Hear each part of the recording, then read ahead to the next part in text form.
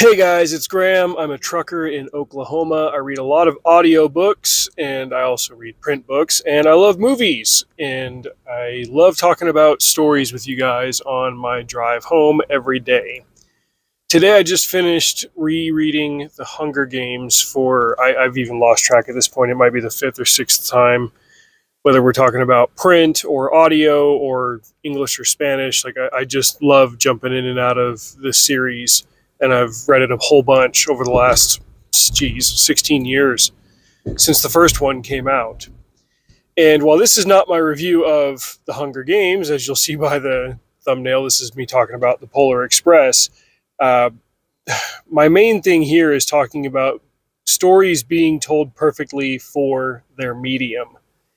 One of the things that can damage a book to film adaptation is just like deciding which parts to leave out. With a shorter book, you can get away with leaving out less, but thinking specifically about the Harry Potter books or the Lord of the Rings books, when you get into something that's much longer and you've got to adapt down to a much shorter script, you're always just like inevitably going to leave things on the cutting room floor that the fans of the original production really, really wanted to see. I wasn't into the Harry Potter books until I think like the fourth movie had come out at that point. I finally got around to reading them and then seeing them. And I remember hearing about the fourth book, which was like 700 plus pages, having to be condensed into a script that was about 120 pages long. And they could really only hit you with like the absolute highlights that they thought people would want to see. You've got kind of the reverse problem when you try to adapt a picture book to the screen. There are a couple examples of this working and others not. I've never seen Where the Wild Things Are. I just remember like really the book being just enough words to hold an illustration portfolio together. Other times you get books like, let's say, Cloudy with a Chance of Meatballs, where there wasn't a whole lot of story there. It was just like, oh, here's this magical land called Chew and Swallow, and food rains from the sky. And then one day, the weather goes absolutely weird, and the people had to survive and sail somewhere else and find a different way of living. Go to the grocery store instead of waiting for the weather to decide what your food was going to be. And it was just like an exploration in imagination. And the illustrations were vibrant, and the whole point is to make you think, and especially for young readers and young viewers, since it's a visual medium, to get them to dream. Picture books only will have, let's say, like maybe 100 to 200 words total in them. Really, it's about the pictures, and it's about making you daydream and making young minds, specifically, since that's what they're targeted at, imagine. Where am I going with all this? Well, I am an above average fan of the Polar Express movie from 2004, which is just hitting its 20th anniversary. 2004 was a good year for Josh Groban. He had a song in the ending credits of this movie as well as Troy, and I feel like that was the year that he really started to hit mainstream popularity. A few years later, he would have his Christmas album, Noel, come out, and that's when he just became a real barn burner across several different genres of listeners.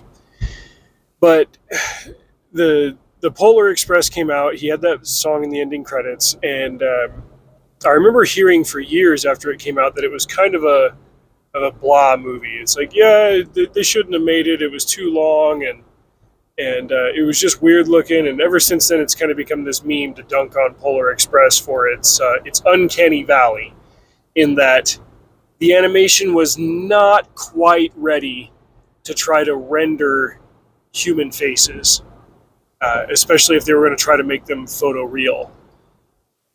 2007 would also see the advent of, like, I don't know what the term is for this type of CGI animation, where they model it very directly off of actors' faces. But the Beowulf movie, where they hired, Ray Winstone played Beowulf. They brought in Angelina Jolie and Anthony Hopkins, and I believe John Malkovich was in it, along with, Brendan Gleeson. There was a whole lineup of very recognizable actors who got CGI'd into this high-end animation project, which the movie sucked. Like, the movie just absolutely sucked, don't get me wrong. But it showed a bit more of a technological aptitude with doing the whole, like, very realistic looking CGI stuff. If that Polar Express movie from '04 had been rendered that way, I think it would have gone over a little bit better. Really, I think the right direction to take would be to make it look a little bit more cartoony. Maybe not necessarily with the landscapes and the train and the North Pole and stuff, but just with the people. If they had not tried to go so hard at making it look photoreal, I think they would have done a better job and gotten a better response out of audiences.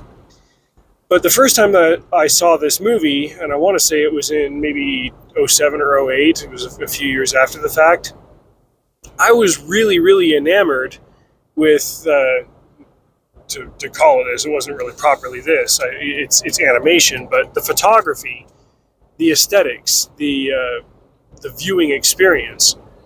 And most people that I know don't like this movie, but I think it's really beautiful, and I think people are missing the mark when they think, like, oh, it's a book adaptation. It's like, yeah, it's a book adaptation, but it is specifically a picture book adaptation, which is trying to sell you something different than any other type of print to screen treatment. And that's that it's selling you an aesthetic. It's selling you a daydream. It's dropping you in a world, and from there, for the most part, you who are looking at the pictures, or in this case, watching the movie, you're supposed to get caught up in mentally wandering through this landscape, or through this image-scape, as it were. You're supposed to wonder about the town that these kids live in. You're supposed to wonder about how it would feel to wander around this train, to go on a ride like this through a winter landscape. The ticket floating around off the train and into the woods and amongst the wolves and then back onto the train is exactly indicative of this. You're supposed to have that same experience of just exploring this world visually. The score, the soundscape, is just as much of a character in that. It's more immersive when you've got the sounds to go along with it, and that's a treatment that you can't get with just reading the Polar Express picture book, which, hey, if you were an American kid going to public school in the '90s, you probably had your teacher read that to you. I remember my teacher doing that. I also remember her rolling out the reel-to-reel projector that had a cassette to play along with it, where there was a slightly animated slideshow. It wasn't that you'd get scenes of the figures walking around, but the slides would kind of oscillate back and forth and do the hanging, swinging thing as you were listening to a kind of a Foley stage production of this kid talking about, like, hey, the train came up to my house at midnight, and I got on the train, and it took us to the North Pole, and we met Santa, and he gave me the bell, and I lost it in my pocket, but then he put it in a present under the tree, and my sister couldn't hear it, but I could always hear it. And it's just a whimsical, childlike exploration of the idea of believing in Santa Claus, and it's a little bit bittersweet even at the end, because really it's about, like, saying goodbye to the innocence of childhood, but also the magic of it. Saying, like, hey, I remember what it was like being a little kid and being able to believe in this, and then cynically losing sight of that as I got a little bit older, and now that I'm an adult, thinking, you know what, it was fun and it was beautiful to have that. And whether it's about Santa Claus specifically, or just the innocence and wonder of youth generally, it captures that really, really well. And I've seen the movie a couple of times since then. I bought a Blu-ray of it last year, watched it with my kids, and now I'm enjoying having that experience as a dad, like seeing them just kind of glued to the TV and watching the train drift across the ice, and the inner workings of Santa's present delivery system. It's, wonder for the sake of wonder, I think, is a lost art, especially in this age of algorithms and every single piece of input and response being measured and commoditized. Just appreciate the act of wondering, of thinking about things, of daydreaming for its own sake. I think that's an aspect to the soul and the psyche that we undervalue. And films like this give us a chance to just kind of slow down and wonder and daydream, and even to some extent, believe. To look at things and think about what's the best thing that could be out there. If I were to go walking around through this winter landscape at night and catch this train and go to the North Pole, like what's the greatest experience that I could have?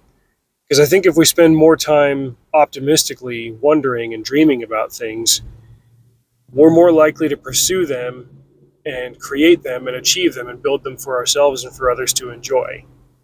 Taking it all the way back to the beginning, I think that's why an artist would illustrate a book like this to begin with, why the writer would write a book like this to begin with, to try to capture that and hold on to it and build upon it and share it and stoke the coals of wonder that maybe each of us has let go dormant just a little bit. I think that to a larger extent, that's what keeps me reading and chasing a great feeling in fiction, finding a book that I can really love and read over and over again. That's why I keep reading The Hunger Games. In addition to the picture that Suzanne Collins paints with her words, there's a very strong philosophical bent to that book that I will be exploring in future essays. I wrote one already on the Cracker Stack in recent months to celebrate the 16th anniversary of the series. I am really looking forward to getting those written because, hey, I could enjoy that book when I was 24 and I can enjoy it now that I'm 40, and there are few books that scratch that itch for me. And I want to analyze it and expound on it and share it. And I think that same thing can be said here of this simple picture book, The Polar Express, that was adapted into a visually stunning, if thin on story, movie. But just remember what the point is of a book like that, and understand that extends to the point of a movie about just such a book. Anyway, that's enough about me blabbing. And I'll let you guys get back to your daily routines. Let me know what you think of The Polar Express, if you've seen it, if you've read the old picture book. Till next time, drive safe. See you out there.